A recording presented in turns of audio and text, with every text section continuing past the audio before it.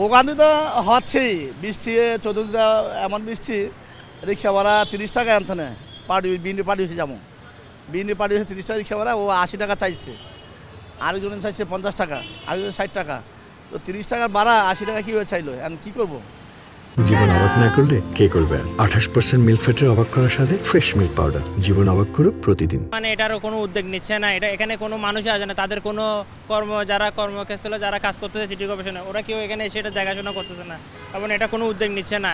এবং এখানে যাতায়াত করতে আমাদের যে ভোগান্তি, যে কষ্টটা হচ্ছে, এবং আমরা যে মানে যাওয়ার মতো ফ্রিভাবে যে রাস্তাভাবে হাঁটবো, ওই রকম কোনো মানে সুবিধাও নাই।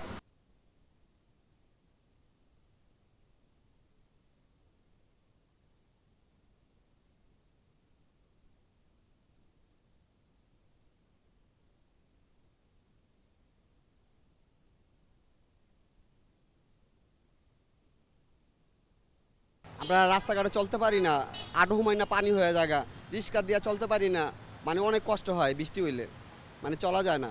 মানে রাস্তা ভাঙ্গা, রাস্তা মনে করেন ঠিক করে না, এই বছরের পর রাস্তা পড়ে রয়েছে, কেউই ঠিক করে না, কোনো সরকারই ঠিক করে না।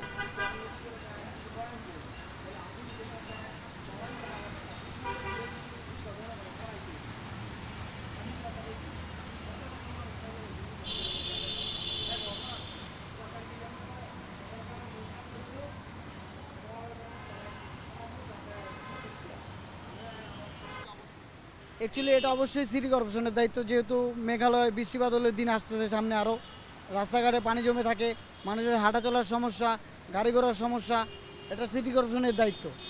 আমরা চাচ্ছি এটা সিটি কর্পোরেশন খুব দ্রুত সমাধান করার চেষ্টা করুক বা সহযোগিতা করুক।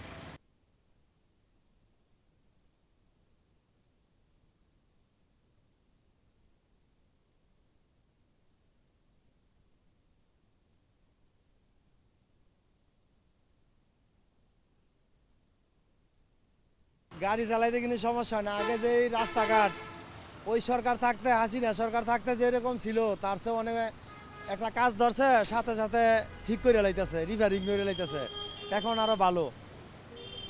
পানি এইটা তো ক্ষুদ্র পানি, এই বৃষ্টি আইসে কিছুক্ষণ পরে যাইব গা। এটার যদি আমরা মনে করি তাহলে তো চলবো না। রাস্তাঘাট সব জায়গায় মামা ঠিক, যেন্দা অনেক কাম ধরে হেন্দা দেরি করে না, দ্রুতভাবে ঠিক করে ফেলায়।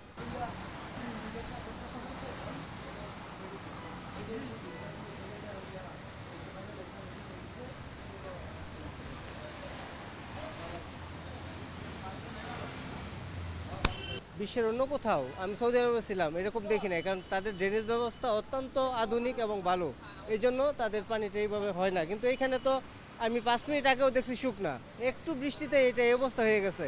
এটা যদি ওই রকমভাবে হয় তাহলে তো মানে অবস্থা ভয়াবহ, সাধারণ পাবলিক তো এখান থেকে হেঁটে যেতেই পারবে না।